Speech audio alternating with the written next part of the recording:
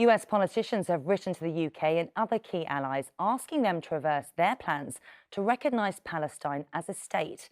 They say the move would empower Hamas and threaten Israel's security. Well, the Prime Minister is widely expected to announce the UK's formal recognition of Palestine as early as tomorrow.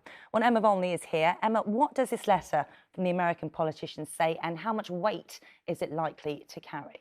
Well, the letter calls on them to oppose efforts to legitimise a Palestinian state at the upcoming United Nations General Assembly meeting in New York. They describe it as a reckless policy that undermines prospects for peace and that it sets a dangerous precedent that violence, not diplomacy, is the most expedient means for terrorist groups like Hamas to achieve their political aims, with US House of Representatives Speaker Mike Johnson calling the move deeply troubling and baffling before Hamas have returned every hostage.